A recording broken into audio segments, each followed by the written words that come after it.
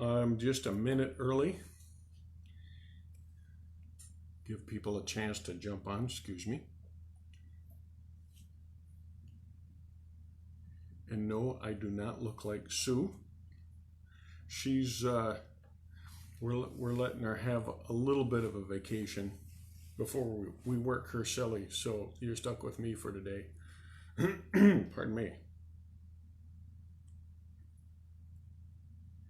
And we'll allow just a moment for people to jump on. And I don't have the official camera person, so it's going to be pretty static and just stuck. You're stuck looking at my face.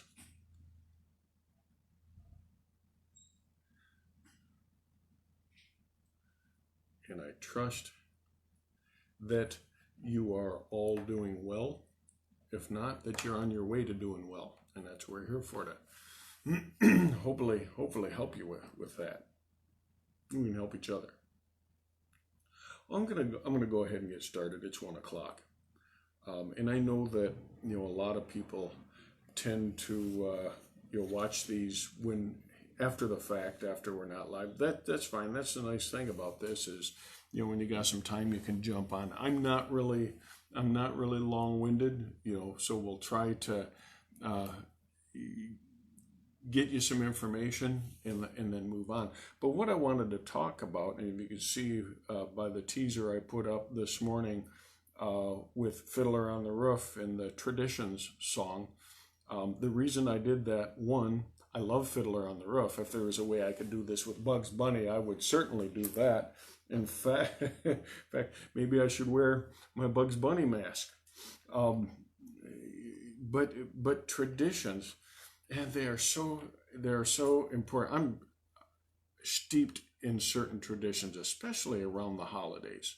We have family traditions, and those traditions.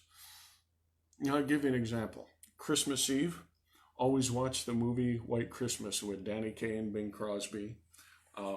Love the movie, but it just wouldn't seem like Christmas Eve if we didn't watch that movie. But traditions, they keep us connected to events, like I just said, Christmas. Traditions that we do are often a way to be grounded and connected with family or friends. And that can be good. It can also cause a little bit of heartache sometimes. When I lived up in Harrison, Michigan, we had a tradition with newlywed, people who were about to be married. This is going to sound weird, and you'll probably lose any respect you didn't have for me. But we had a tradition where a couple of days before the wedding, we would kidnap the groom. A bunch of us would hop in the pickup truck, and we'd find him wherever he's at. We'd kidnap the groom, and this is where it gets weird. Then, after we got through the fight, sometimes they'd put up a fight too because they knew what was coming. We would strip all their clothes off, put them in the back of the pickup truck, parade them through town. This is what godly men do. Parade them through town, and then throw them in the lake. And after they got out of the lake, then we give them their clothes back. We go buy them dinner and have a big. I don't know why or where that started. Boy, I remember a couple days before I got married, I happened to go into my bathroom. I was living in a small place by myself. And there was this pegboard, and I could see people just piling in my house, and I'm thinking, oh crap, I know what's coming. And there, I was getting ready to get in the shower. I'm already in my skivvies, and I looked to find something to fight with, and I've got nothing but a can of Glory foam rug cleaner. And I thought, well, I'll sneak out the bathroom window. I look out the window, and there's a guy standing out there. So I figured, well, we'll go out and take out as many as we can. So I went out swinging, spraying everybody with rug cleaner. Eventually, they're going to overpower you, and then I don't ask me why that's fun. It just is. We had one guy. He got wind that we were coming, so when we went and yanked him out of bed, he had like 3 pair of jeans on, and he had them wired shut with coat hangers. So he just made it more work, and he got 3 times the punishment. It's weird, but it's a tradition. It's something we look forward to. It brought us together as a group. Now, how does that relate to grief and loss? I'm going to read something to you that I wrote. Sometimes I write down my thoughts because I choose my words more carefully. So I wrote this down and published this a while back. There's a large oak tree on the trail where I hike that appears as a majestic, mighty oak. A tradition, not started by me, is when we pass this tree, we place our hands on its trunk and speak the names of those who were taken from us too soon. Some babies, some adults. Today, I passed on the trail and I placed both hands on the tree and I said the names that I could remember. All family members: Jonathan, Ronan, Phoebe, Oaks, Elizabeth, Dawn, Letha, Jimmy, Jennifer, Art. And with my hands on the tree, I then said, "You are still a blessing to those who knew you, and you're still loved." We speak their names out loud because we didn't have a chance to say their names enough when they were here, or we just didn't. When I did this, I felt a peace, maybe because deliberately thinking of them, if only for a moment. The next time you're experiencing troubles in your own world, I would suggest you give this a try. You may be surprised how powerful the effect of simply speaking the name of someone you care about and what that does for you. Love does that. That may be something that seems foreign to people. Here's this big guy standing out in the middle of the field with his hands on a tree. But there is something calming, something peaceful, because I started this new tradition. And when I go out there, I never pass by that tree without placing my hands on and saying the names. If nothing else, it causes me to deliberately give some thought to those that I miss and care about. That's comforting to me. I mean, that's just one way. There are good things about traditions. They're great to serve as an avenue for creating memories.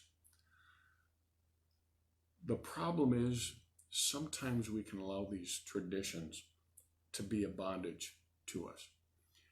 When you have a tradition or a habit or something you've always done with someone, as a family member, a spouse, or a child, or a parent, that you've always done, and then that's taken away from you because we can no longer do that same tradition.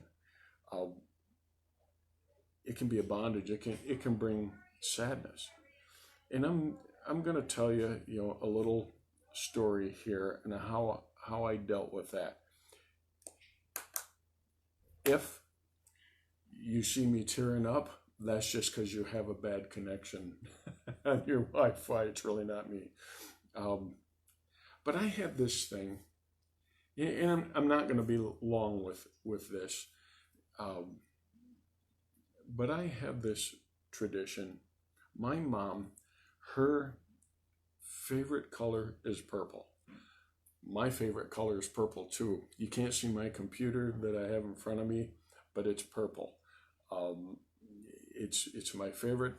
It's my favorite flower are purple. And this may sound weird, but our family had flower shops. I had a cousin that had a flower shop up in Croswell.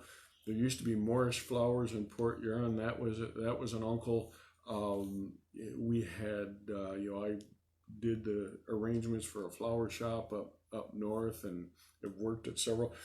I can kill any plant you got going.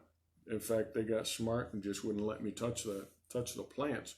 But designing, arranging flowers, I enjoy doing that. And I still make bows for everybody at Christmas. There's just a certain skill to making a good looking bow. I don't know why that's fun. That's one of my traditions. But my mom, her favorite flowers were purple, her favorite color. And it was her birthday. I always tell people my mom was 22. I'm almost 60 and my mom was 22. She was born on leap year, so we only had to do this every 4 years. But typically March 1st is when we celebrated her birthday. But I always got her flowers. I never failed for years. She got purple flowers on her birthday. Not because that was an easy thing for me to do, is just order flowers. In fact, the flower shops that I dealt with, they knew, because I had done flowers for so long, that I had good expectations. And there was a place they lived up in Houghton Lake. And I'll give them the credit. The Posy Patch, they did a great job. Mom always bragged to everybody about these purple flowers. See, my son never fails. He gets me purple flowers. Well, one year, last year, I was struggling with this a little bit.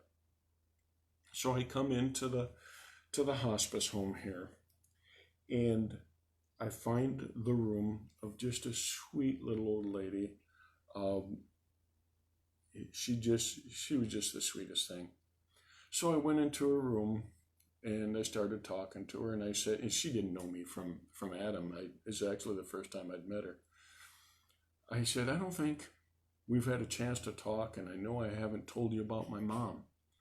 Well, she started smiling right away. Here's this young man wants to talk about his mom. I had her attention. And I said, oh, my mom was just the sweetest thing, the kindest, most selfless, most caring person you ever wanted to meet. I said, you would have loved her. And this lady just still smiling, just taking in the story about my mom. And I said, I always got my mom purple flowers for her birthday. And I said, today would be her birthday. I said, but I've got a problem here. Because I always got flowers for her birthday, these purple flowers that she loves so much, and I told her a little bit of the story. I said, well, my problem is I've gotten so in the habit of buying purple flowers, it just didn't seem right for me to not buy flowers today. And I said, if you wouldn't mind, I know my mom would be happy, would just be excited if you would enjoy these purple flowers for her. Excuse me. So I gave her the purple flowers, and of course she accepted and was just smiling. And I said, would you take these for me and for my mom? Oh yeah, she took them. And the poor lady, she wasn't around with us for that long. But there's a couple of things that happened here, because I realized that my tradition didn't have to cease. I had to change direction of it. I was able to use the tradition that I had with my mother, someone that I'd lost, someone that I loved, and was able to alter that and start a new tradition. I guarantee you some sweet little old lady every year on my mom's birthday is getting purple flowers as long as I'm around to buy them. But because I was willing and able to alter the tradition and to change that and start a new tradition, a couple things happened. A sweet little old lady got to enjoy some flowers in a conversation. What a blessing is that. And it also met my need to be able to buy flowers and feel engaged with someone, that I'm doing something to help. And I'm gonna close with this, is that because of changing the tradition or starting a new tradition, I was finally able to say to my mom, who loved those purple flowers, Mom, rest in purple. So I don't know. I just think it's a good idea if you can start some new traditions. And you know what? You can call us here. Anytime. Be glad to help you come up with ideas. You don't. Everything doesn't end. You know what? We're going to move on. We're going to still experience joy. Things are going to be different. We'll laugh again. But don't let the traditions be a bondage to you. They should be able to bring freedom. So thank you very much for joining me for a few minutes. And I would say be blessed and peace.